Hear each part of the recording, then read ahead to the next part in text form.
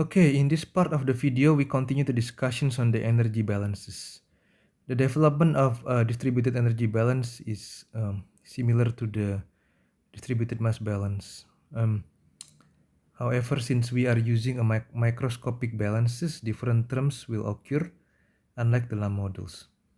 Here we are using the same differential elements, a cube differential elements, the same like what we have used in the mass balance before. Okay. We assume that the total energy is composed of internal energy and kinetic energy, and the accumulations of potential energy and other energy forms can be neglected.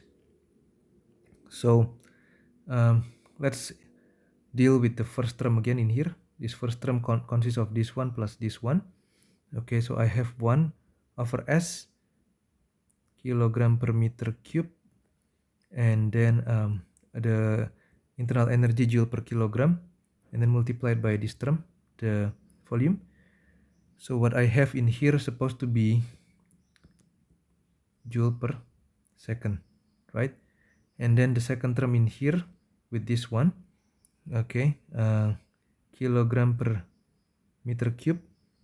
I have a 1 over second as well from here, and then I have that velocity raised to 2, and then multiplied by meter cube.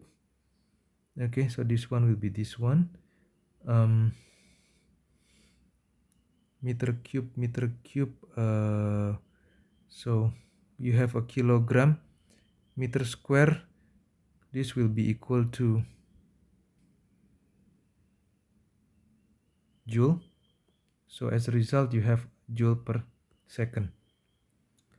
Okay, you want to check your the SI units by yourself. Okay, and in this particular derivations, we only inspect the convective flow of mass in the x directions. Therefore, the inflow of mass can be expressed as density times the volume flow rate. Okay, in this case, since it is taken as the x direction, that we need to take the surface element that is perpendicular to the directions of the mass transport. Okay, in this case, delta y multiplied by delta z in these directions for the inflow, and in these directions for the outflow. I mean not in this direction, but this particular area for the inflow, and then this particular area for the outflow. Okay, then continuing this now, we go into the net convective term of energy in the x direction. Okay, what we can check in here is the unit first for this particular two terms, and then this term in here. So meter per second multiplied by kilogram per meter cube multiplied by joule per kilogram, and then we have this meter square. Okay, this scrap with this, then we have joule per second. So that means this term is correct, and then we inspect this term, and then with this term as well. Okay, so what will they be? Meter per second, because we have this v, and then we have this rho, kilogram per meter cube multiplied by meter square, second square. Okay, and then meter square. We note that this particular terms in here is joule. Okay, so if we cross these things over in here, meaning we have joule per second. And then how about the conductions? Okay, this qx is minus k dt over dx. Okay, and qx in here has a unit of joule per second meter square, because k in here has a unit of joule per second meter Kelvin, and then this dt per dx will be Kelvin per meter. Okay, so you have this joule per second meter square. This Kelvin is cancelled out. Okay. Then we need to check the unit for this Q multiplied by the area. This area in here is having a unit of meter square. Again, you have a joule per second. Okay.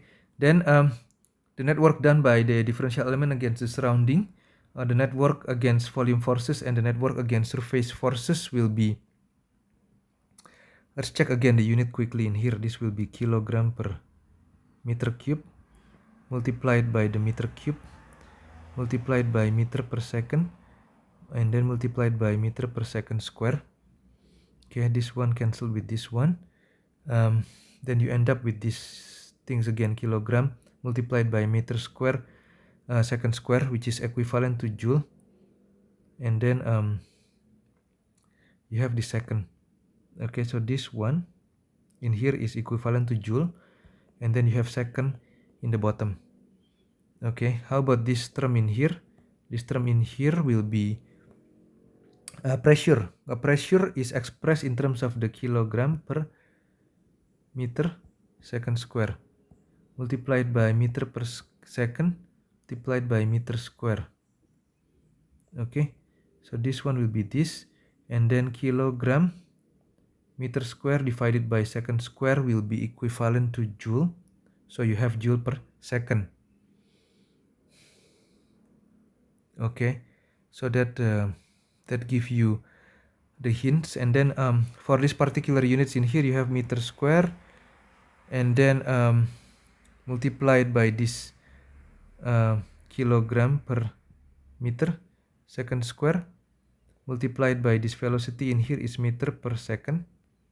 Okay, then you will have the same unit again, basically joule per second, because this will be cancelled out, and then this term in here is equal joule, so that will be joule per second.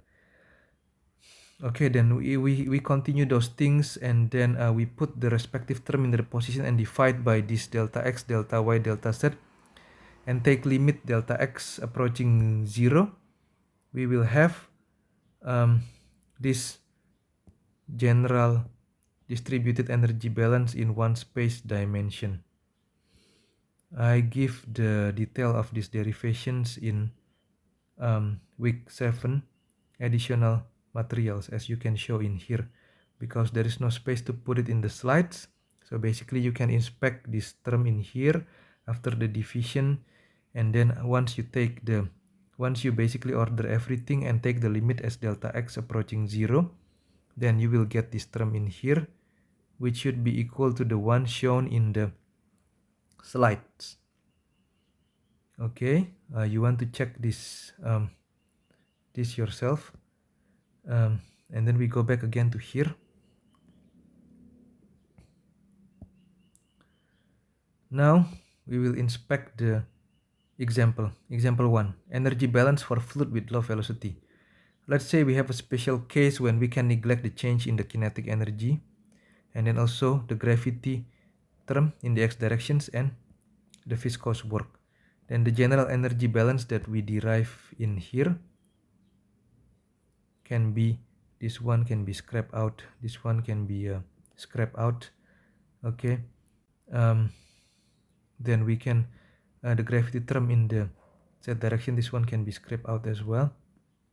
And then what else again? The next one, viscous work. So the viscous work will be this one.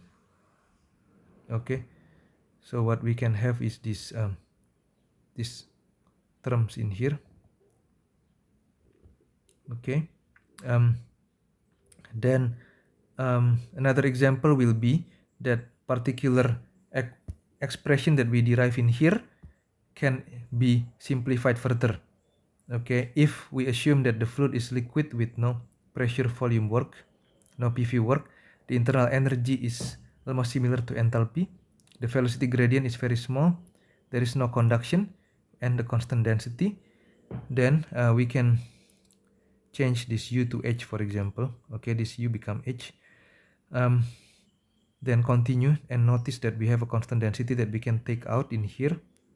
Okay, so that it will be cross they can be cancelled on from both sides, and we have that the derivative of the enthalpy with respect to time is equal to the negative of the velocity in the x directions multiplied by the change of the enthalpy in the x directions, or that's what we called as the convections of enthalpy.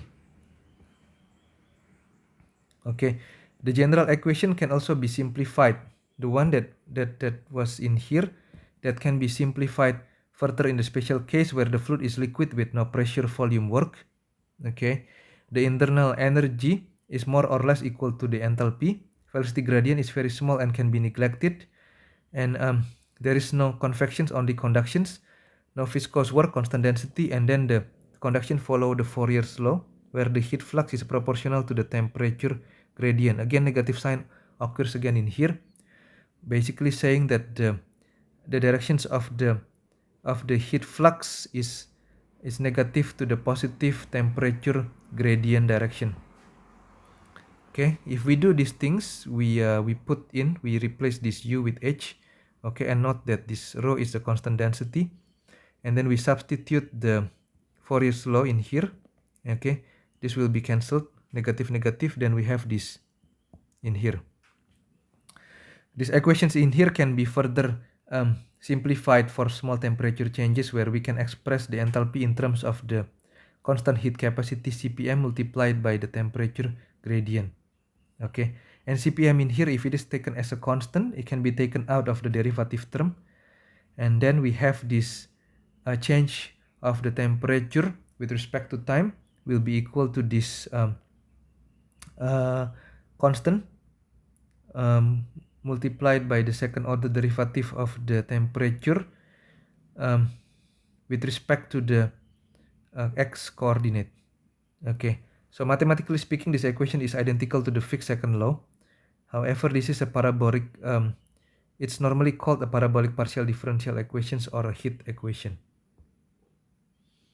Okay, the general form in one dimension we derive above can also be expressed in 3 dimensions based on the notation of a vector velocity v and a vector heat flux q. The equation below uses the nabla operator, so the last two terms are different. Okay, these two are different.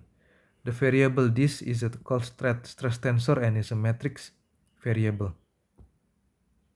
Okay, so before I continue into the next example, I think I will stop this part of the video here. Thank you for listening.